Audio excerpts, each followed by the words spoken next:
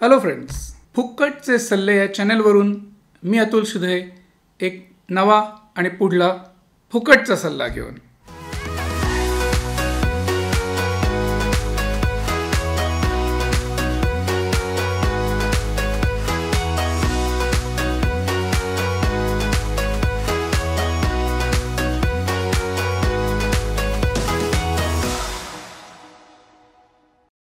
अभिनय या क्षेत्रात येऊ इच्छिणाऱ्यांना ट्रेनिंग देण्यासाठी अनेक अभिनयाच्या कार्यशाळा बाहेर आपल्याला बघायला मिळतात.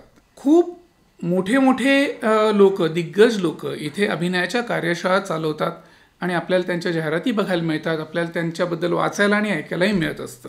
अनेक स्ट्रगलरच्या मनात एक सुप्त इच्छाही असते की आपण पण अनुपम खेरची ॲक्टिंग स्कूल जॉईन करावी, किशोर नमित कपूरकडे जावं किंवा विक्रम गोखले इन्स्टिट्यूट जॉईन करावी, टी स्कूल प्रशांत दामल्यांचं ते जॉईन करावं.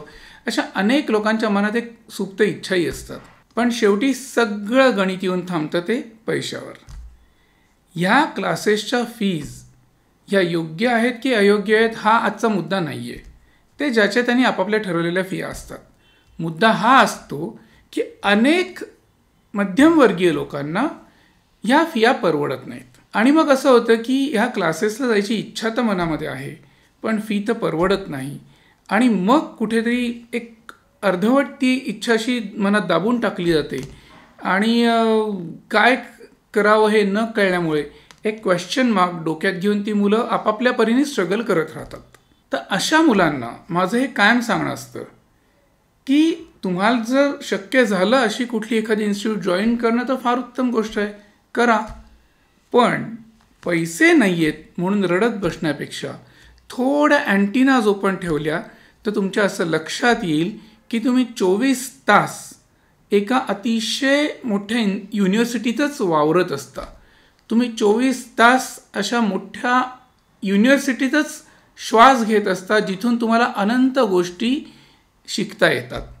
फक्त तुम्हाला त्याच्या जाणीवा डेव्हलप करायला लागतात. आज एखादी कार्यशाळा, एखादी ॲक्टिंग स्कूल जॉईन करण्याची नसेल तुमची ऐपत, पण तुम्ही बघायला शिका. आज इंटरनेटसारखं माध्यम तुमच्या हातात आहे, थिएटर्स आहेत. आज थिएटर्समध्ये उत्तम उत्तम चित्रपट लागत आहेत, नाटकं लागत आहेत. आज तुमच्या हातात मोबाईल आहे. तुम्ही यूट्यूबसारख्या किंवा कुठल्याही तत्सम कुठल्याही चॅनलवर तुम्ही सबस्क्राईब करून, जे तुलनेत खूप स्वस्त असतात या गोष्टी, तुम्हाला तिथे अनंत गोष्टी बघता आणि शिकता येऊ शकतात. फक्त तुम्ही सिनेमा माध्यमाकडे बघताना किंवा सिरियल्स बघताना किंवा वेबसिरीज बघताना किंवा अशा अनेक गोष्टी ज्या तुमच्या हाताशी आहेत त्या बघताना एंटरटेनमेंट हा मुद्दा बाजूला ठेवा आणि एज्युकेशन ह्या पॉईंट ऑफ व्ह्यूने बघा. तुम्हाला आपोआप अनेक गोष्टी समजायला लागतील.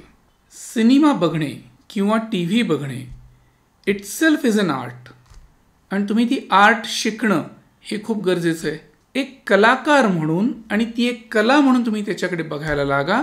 तुम्हाला अनेक गोष्टी समजायला लागतील. तुम्हाला अनेक गोष्टींच्या जाणीवा व्हायला लागतील. ज्या गोष्टी तुम्हाला ॲक्टिंग वर्कशॉप्समधनं तुम्ही मिळवता खूप पैसे मोजून, त्या गोष्टी इथे खूपशा कमी किमतीत विनासायच तुमच्या पदरात पडत आहेत हे तुमच्या लक्षात यायला लागेल. अनेकदा सिनेमा बघायला जाताना फक्त एंटरटेनमेंटचाच फॅक्टर डोक्यात ठेवून आजची पिढी सिनेमा बघायला जाते.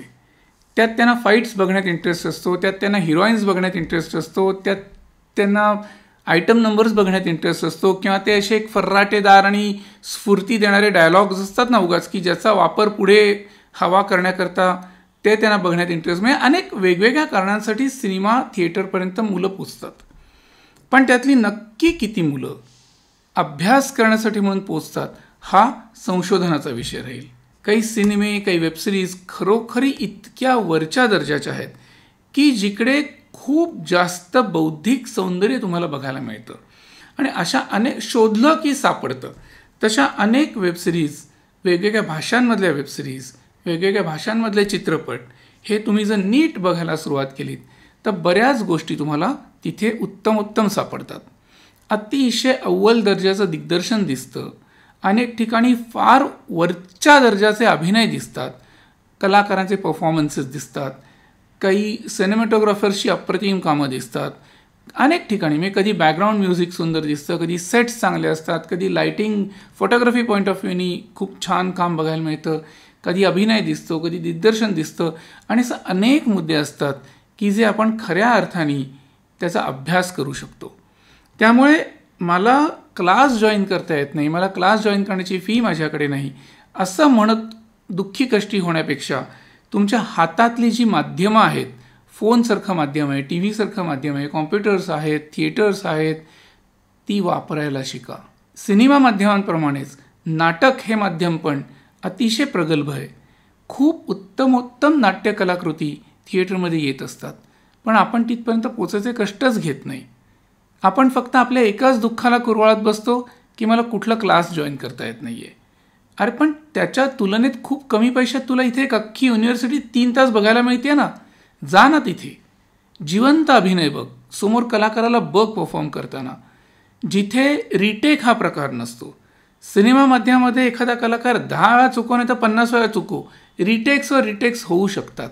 पण नाटक हे माध्यम असे, इथे रिटेक नाही आहे. इथे जे छापलं गेलं ते छापलं गेलं, ते चूक आहे का बरोबर आहे तसंच तुझ्यासमोर आलं. तर त्यामुळे नाटक हे खूप जिवंत माध्यम आहे, ते बघायला शिक. त्याचबरोबर वाचन करणं. आज जसं सिनेमा माध्यम आहे, नाटक आहे, वेबसिरीज आहे, तसा अजून एक मुद्दा वाचन. आज अनेक दर्जेदार साहित्यकृती प्रत्येक भाषेत आहेत, उपलब्ध आहेत. आज नुसतं मराठीच नाही तर बेंगॉली, गुजराती सारख्या अनेक भाषा आहेत की त्या भाषेतल्या साहित्याचं सौंदर्य हे खूप सुंदररित्या छापलं गेलेलं आहे. मग तुम्हाला जी भाषा तुमची वाटेल किंवा ज्या भाषेचा अभ्यास करणं तुम्हाला सोपं वाटेल त्या भाषेतलं जास्तीत जास्त वाचन सुरू करा. त्याच्यामुळे तुमची भाषा समृद्ध होणे हा प्रकार होतो. आज अनेक साहित्यकृतींमधून तुम्हाला त्या भाषेचे लहेजे, त्या भाषेत केले जाणारे विचार, त्या भाषेतलं ग्रामर हे तुम्हाला खूप उत्तमरित्या समजतं, ज्याचा तुम्हाला अभिनयात फायदा करून घेता येतो. आज अनेक लोक मला हिंदी बोलता येतं ह्या वाक्यावर खुश असतात, पण हिंदी सिनेमा कळतो किंवा एखाद्या रिक्षावाल्याशी किंवा एखाद्या दुकानदाराशी तुम्हाला हिंदीत बोलता आलं म्हणजे खरंच तुम्हाला हिंदी आलं का हा प्रश्न तेव्हा पडतो जेव्हा आपण हिंदी पुस्तक वाचायला घेतो. तसंच मराठीसुद्धा, मराठी मातृभाषा असलेलेही अनेक लोक मराठी बोलताना निम्म्यापेक्षा जास्त वेळ हिंदी किंवा इंग्लिशचा वापर करताना दिसतात.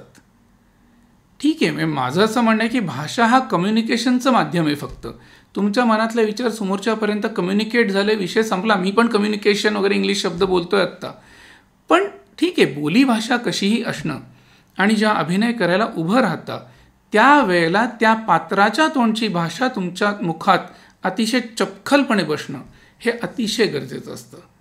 एखादं पंजाबी कॅरेक्टर करताना तुम्ही मराठमोळं हिंदी बोलायला लागलात तर ते विचित्र दिसतं. पुणेरी मराठी माणसं हिंदी रोल करताना एखादं साठे, लिमये, घाटपांडे ह्याच आडनावाचं कॅरेक्टर प्ले करत असतील तर त्यांच्या तोंडी मराठमोळं हिंदी शोभतं.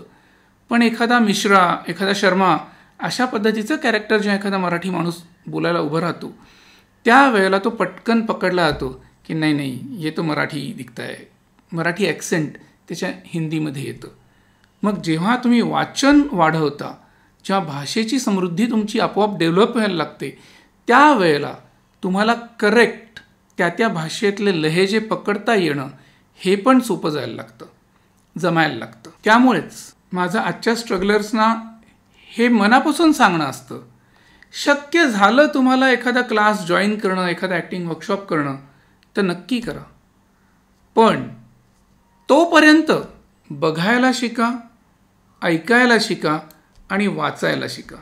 ह्या 3 गोष्टी तुम्ही मनापासून करायला सुरुवात केलीत तर तुम्हालाच काही दिवसात जाणवेल की तुमच्यात खूप बदल झाला आहे आणि तुम्हाला इथे बरंच काही मिळालं आहे. So start the struggle. ह्याला म्हणतात स्ट्रगल. स्ट्रगल म्हणजे काय ह्याचं एक उदाहरण देणारा माझा आजचा हा मुद्दा तुम्हाला पटला असेल तर माझ्या ह्या व्हिडिओला लाईक करा, सबस्क्राईब करा आणि शेअर नक्कीच करा. धन्यवाद.